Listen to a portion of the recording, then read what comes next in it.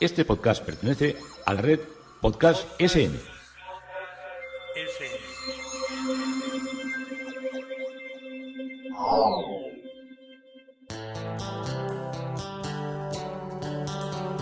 Historia con sentido. Un podcast realizado y presentado por Juan Carlos González.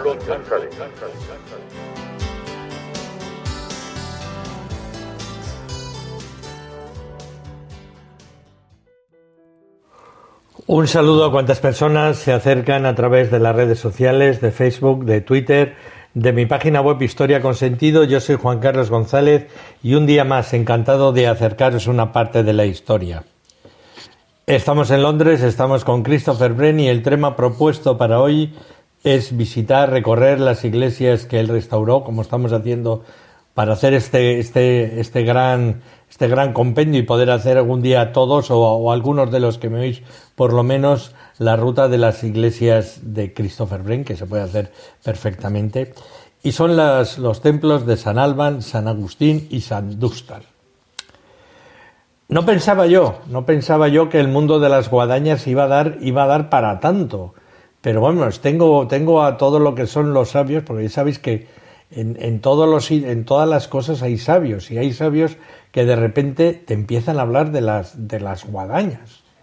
Y bueno, claro, yo conocía, claro, en mi precariedad de conocimientos, yo conocía la fábrica donde hacían guadañas, a la cual yo llegaba con la bicicleta.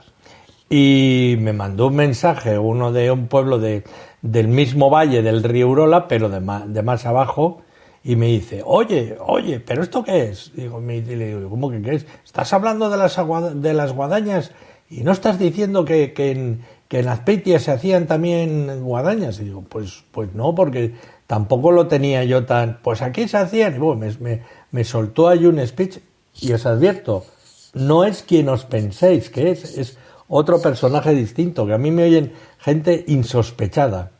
Y le digo, pues mira, es que por esas zonas de los talleres, las zonas de los talleres yo me movía menos. A ver, tenemos que hacer una composición, porque cuando yo era joven, y allí en la lejanía de los tiempos, las fábricas no eran una cosa que estaba organizada en un polígono industrial con sus calles y sus avenidas y con el nombre calle Tornillo, calle Yunque, calle Tornos, sino que las fábricas estaban dentro de los pueblos, no solo dentro de los pueblos, que muchas estaban entre las casas de vecinos, porque muchos habían crecido como pequeños talleres y luego se habían hecho más grandes. Entonces, era normal lo que os contaba yo de cuando iba con la bici al pueblo de Legalpia, pues que pasaras por delante de la fábrica, no solo de esa, sino de infinidad de talleres que estaban en el medio del pueblo. Y entonces, pues los chavales a veces, pues para sacar dos duros de los de entonces, pues había talleres que iban a tirar la chatarra y decían, llévate eso y se lo vendes al chatarrero. Y entonces, lo que hacen ahora, esto de lo que vemos en las ciudades, que a mí me produce a mí a veces, que me da entre lástima y admiración cuando ves esos, no sé llamarlos buhoneros, que suelen ir con estos carros de la compra que van echando chatarra de los contenedores. Pues eso hacíamos también nosotros de crío, porque estábamos a dos velas. Aparte de seleccionar botellas en los bares, que todas eran de cristal, y eso les llevaba mucho trabajo a los dueños, que consistía en sacar las botellas de unos grandes baldes y meterlos cada uno en su marca, la Coca-Cola, el Sepp, el Vermú, el Bitter, el vino. Todo eso era lo que hacíamos, y a cambio nos daban una propinilla. Éramos mano de obra barata y infantil, que ahora estarían los dueños de los bares, estarían todos presos. Bueno, a los padres ni les permitirían ninguno acercarse a ninguna de esas cosas, pero de aquello era lo que vivíamos.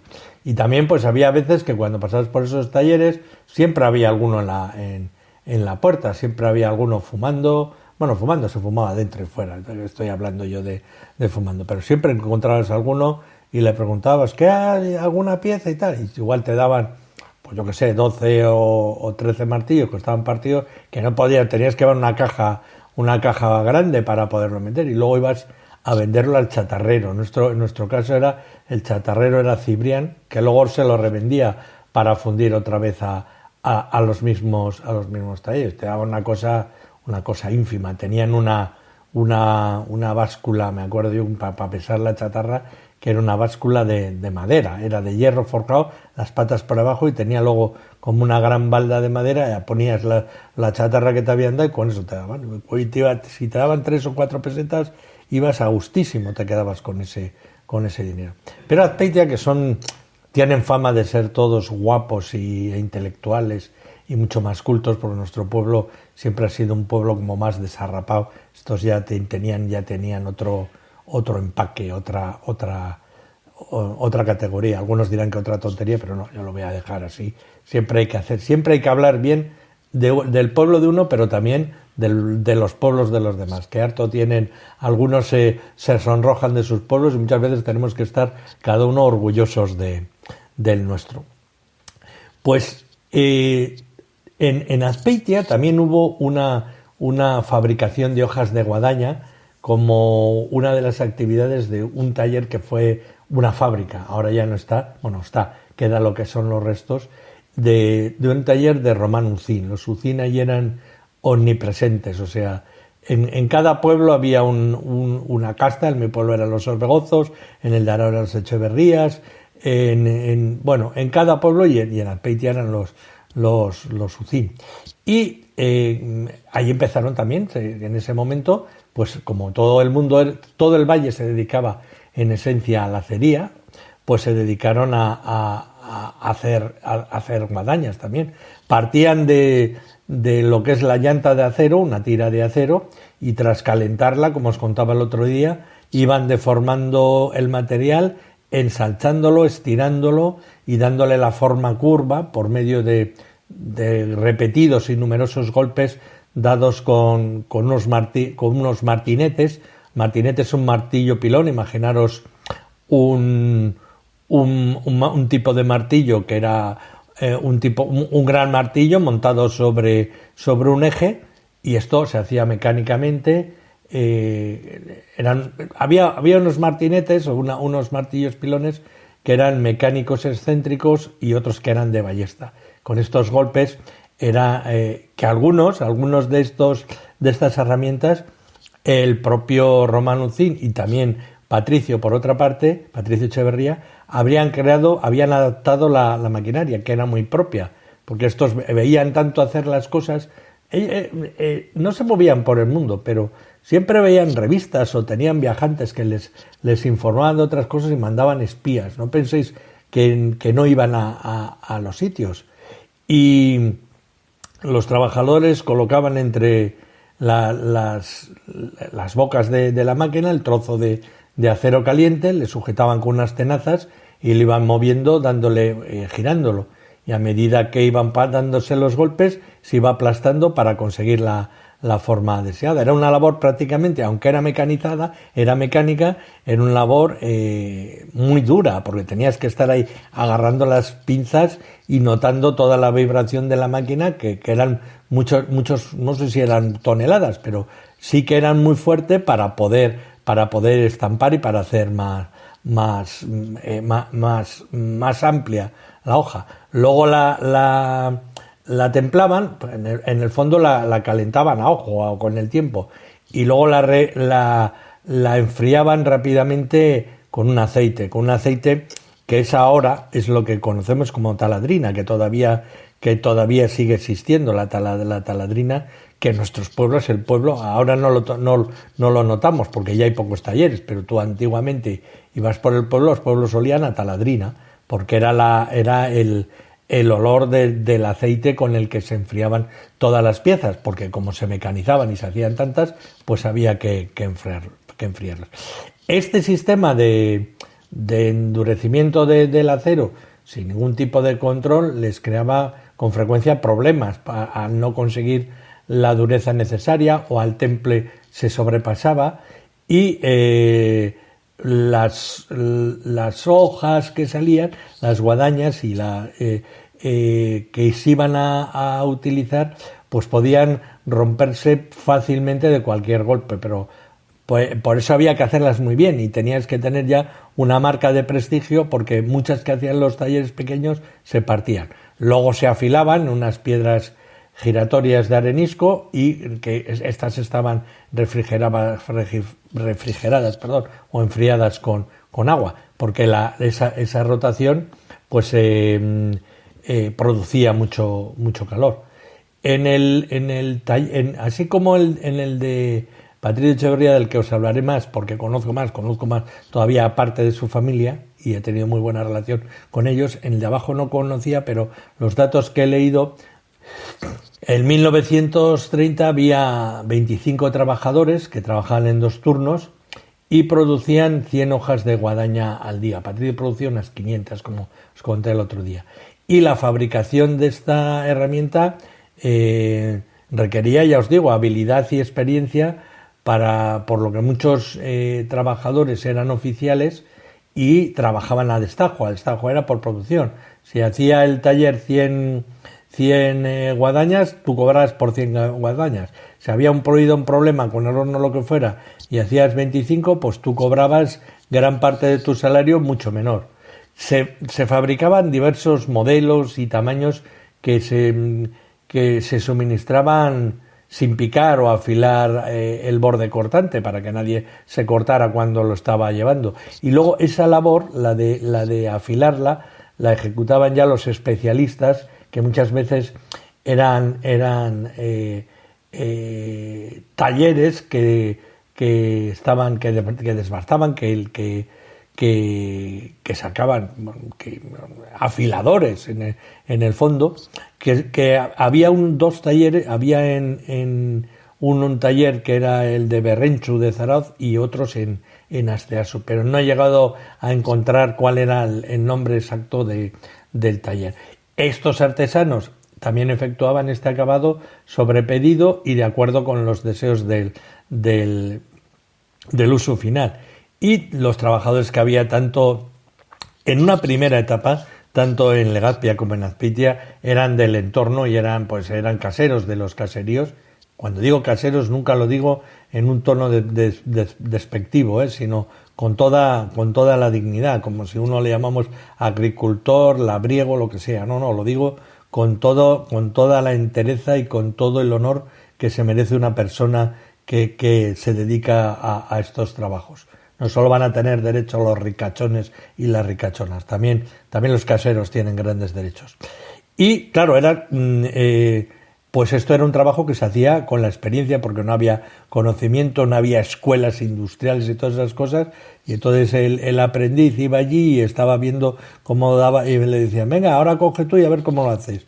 Y a fuerza de repetir, pues muchos salían bien y muchos saldrían, muchas piezas el jefe les echaría una bronca porque no valían. De esta experiencia pues hubo algunos que se independizaron y montaron tallercillos por los alrededores. Estoy leyendo aquí que en Erreuste, en Urrestilla, tuvo un taller activo pues prácticamente hasta finales del siglo pasado. Interesante, el mundo. Luego también me han dicho que tengo que hablar de cómo eran distintas y que eran muy importantes y tenían un gran mercado las guadañas que se dedicaban a cortar el lecho, que eran más anchas y más cortas. Si os digo yo que aquí toco un tema pensando que todo va a ser desconocimiento, y me resulta que estoy abriendo un paraíso de información. Volvemos a Londres, porque si empezamos a hablar de azadas, podemos pasarnos semanas, que nos pasaremos. Y perdón, que la tos siempre es algo recurrente cuando se habla tanto. Nos vamos a St. Albans, está en Water Street, en la ciudad de Londres, y fue dedicada a St. Albans, que es una iglesia de origen medieval, y fue reconstruida en 1634 y destruida con el gran incendio en 1666 y reconstruida, esta vez ya sujeta a un diseño gótico por Sir Christopher Wren. Fue severamente dañada por los bombardeos durante la Segunda Guerra Mundial y sus ruinas desmanteladas, dejando solo la torre. Algunos argumentan que se remonta al rey Offa de Mercia, que se cree que tenía un palacio en el sitio que incluía una capilla. Offa fundó una abadía también cerca de Alban en el año 793 y posteriormente unas iglesias que fueron dedicadas a San Albano, en la ciudad de Londres. Los relatos del secretario parroquial hablan de que hay documentación que se fecha ya en el año 930 y en 1077 el abad de San Albans intercambió el derecho de presentación del clérigo de la iglesia por el patrocinio de otra iglesia perteneciente a la abadía de Westminster.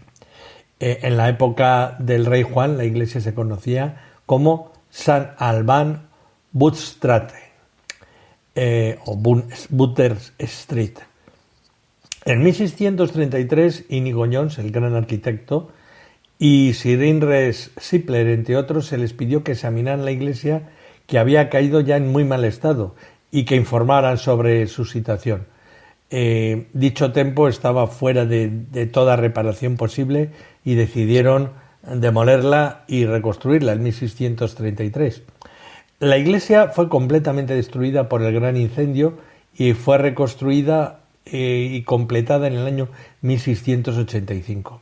La iglesia reconstruida estaba dividida en una nave y pasillos con galerías, contando con columnas agrupadas y apoyando arcos puntiagudos inusualmente aplanados. La nave tenía bóvedas de yeso labrado y después del incendio la parroquia se combinó con la de St. Olaf Silver Street, que no fue reconstruida. La iglesia fue restaurada entre 1858 por George Gilbert Scott, que añadió un ábside, y la torre era una torre de estas esbeltas, tenía 4 pináculos que fueron reemplazados en 1879. El edificio quedó destrozado y prácticamente derruido con el Beach de 1940 y la parroquia se unió con la de St. Beda's Foster Lane en 1954 y los restos de lo que era el cuerpo de la iglesia fueron demolidos en 1965. La torre quedó en pie y hoy pertenece como una vivienda privada aislada del tráfico y catalogada de interés de la ciudad de Londres desde 1950. Los registros parroquiales se han conservado en la biblioteca Windham y las partidas de los incendios datan por lo menos bien identificados de los años 1584 al año 1636. La siguiente iglesia que visitamos es San Agustín Watling Street, que fue una iglesia que estaba junto también al este de la Catedral de San Pablo en la ciudad de Londres.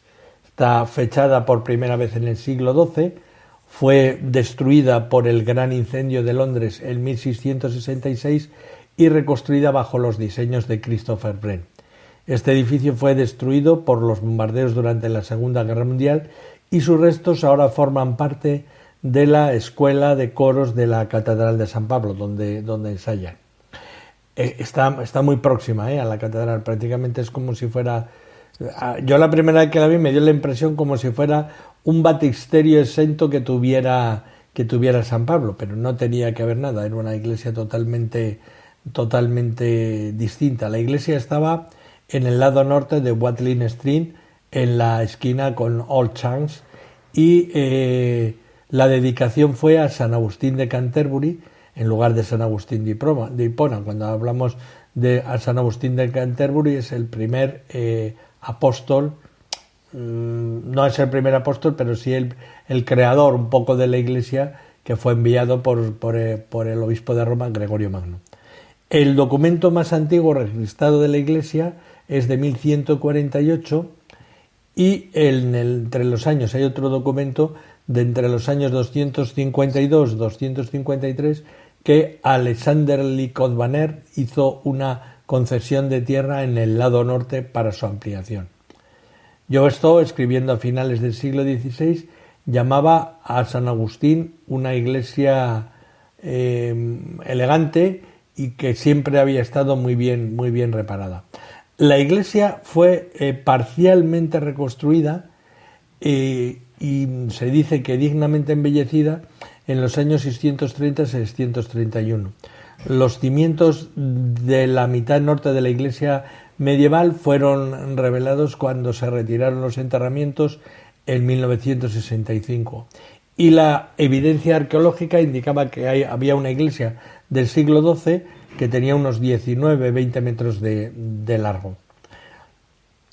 Después del incendio, la parroquia se unió con la de Santa Fe, cuya congregación había estado allí adorando previamente en la cripta de la Catedral de San Pablo, y San Agustín fue reconstruido a diseño de Christopher Wren.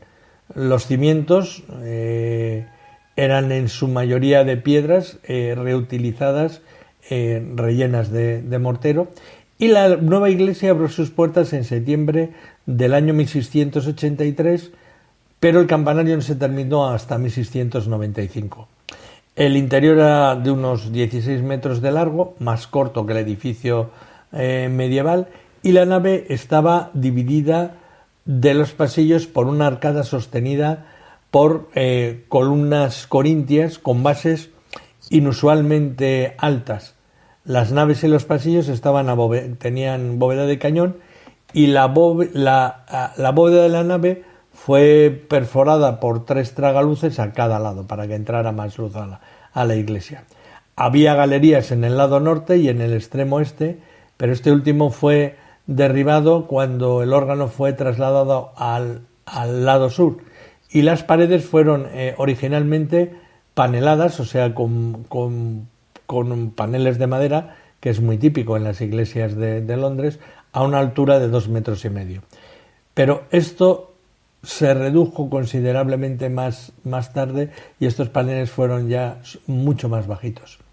Los retablos, cuando hablamos de retablo, hablamos de retablos de madera con anfrases y con adornos florales, no hablamos de retablos con tallas de santos. Los retablos tenían columnas corintias y el púlpito era de roble tallado.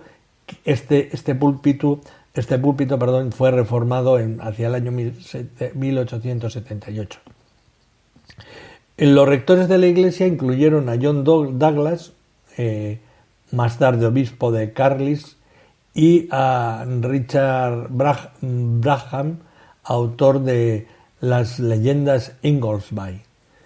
La iglesia fue destruida por los bombardeos del año 1941, no fue reconstruida, pero la torre fue restaurada en 1954 y más tarde se incorporó a lo que era la nueva escuela del coro de la Catedral de San Pablo, terminada en 1967. Hay un gato, el gato de la iglesia llamado Fight, se hizo bastante conocido después del ataque aéreo que destruyó San Agustín.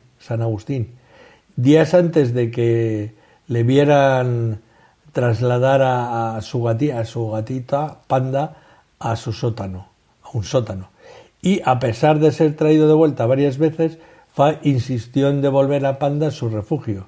Y en la mañana, después del ataque aéreo, el rector buscó en las peligrosas ruinas a los animales desaparecidos, y finalmente encontró a Five rodeada de escombros humeantes, pero aún así había protegido al gatito en el lugar que ella había seleccionado 3 días antes.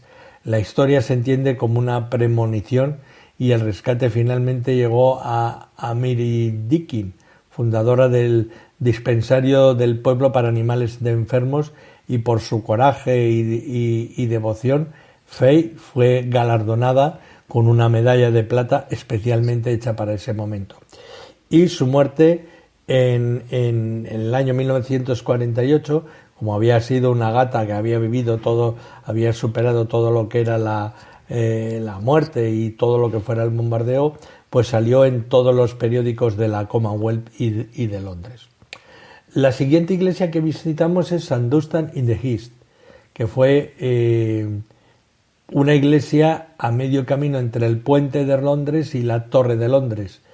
Una iglesia que fue destruida en gran parte en la Segunda Guerra Mundial, y ahora sus ruinas son un jardín público.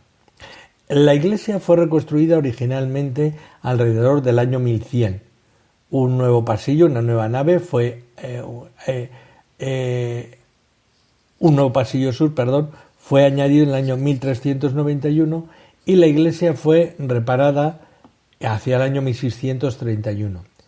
Fue severamente dañada en el gran incendio de Londres de 1666 y en lugar de ser completamente reconstruida, la iglesia dañada fue parcheada entre 1668 y 1671. Un campanario fue añadido entre 1695 y 1701 con los diseños de Christopher Wren. Fue construido en un estilo gótico, con un cuerpo principal de la iglesia, aunque con arcadas. Tiene una hoja de la torre apoyada en 4 contrafuertes voladores a la manera de San Nicolás de Newcastle, y la iglesia restaurada tenía tallas de madera de Grelon Gibbons y el órgano del padre Smith, que fue transferido a la abadía de St. Albans en 1818. En 1817 se encontró que el peso del techo de la nave había empujado las paredes 7 pulgadas y la base, todo lo que eran las paredes que se estaban desplomando. Yo creo que la palabra es, más que desplazar, yo creo que la palabra es desplomar. Y se decidió construir la iglesia desde el nivel de los arcos, pero el estado de la estructura resultó ser tan malo que todo el edificio fue derribado. Fue reconstruida a un diseño de un estilo perpendicular por David Lynn, que entonces era el arquitecto de la Junta de Aduanas, con la ayuda del otro arquitecto, de William Titt. La primera piedra se colocó en noviembre de 1817 y la iglesia reabrió para el culto en enero de 1821. Está construida de piedra de Portland, con una bóveda de nave de yeso. Era como de unos 70-80 metros y podía acomodar entre 600 y 700 personas. La Torre de Wren se mantuvo con la creación del nuevo edificio. La iglesia fue severamente dañada en el Blitz del año 1941. La torre y el campanario de Wren sobrevivieron el impacto de las bombas y del resto de la iglesia solo quedan las paredes norte y sur. En la reorganización de la iglesia anglicana de Londres, después de la guerra, pues se consideró que lo que había que hacer era dejarla como un exponente de lo que había sido el hecho del bombardeo, y allí así ha sido como se quedó. Para que entendáis, es como si hubiera una parte de un jardín que tiene 2 paredes, que eran las paredes de la iglesia, sin techar ni nada, y en lo que es la parte final es donde está el campanario, que ese sí que está bien arreglado. Entonces, en 1967 la ciudad de Londres decidió convertir las ruinas en un jardín, y este jardín se abrió en 1971. Y hay un césped y árboles plantados en las ruinas, con una fuente baja en medio de lo que sería la nave, y la torre ahora alberga la fundación de All Hallows House, que yo no sé exactamente qué es. La parroquia se combina ahora con la de todas las reliquias, y los servicios ocasionales se hacen a veces al aire libre, sobre todo cuando llega el Domingo de Ramos, con una procesión hasta el templo de todas las reliquias. Y la ruina fue catalogada ya en el año como tal de valor, en el año 1950. Y hasta aquí hemos venido hoy recorriendo St. Albans, San Agustín y St. Dunstan, iglesias restauradas por Christopher Wren en Londres, y que les ha acompañado Juan Carlos González, una vez más, con mucha alegría y con mucho interés en hacerlo, en Historia con Sentido.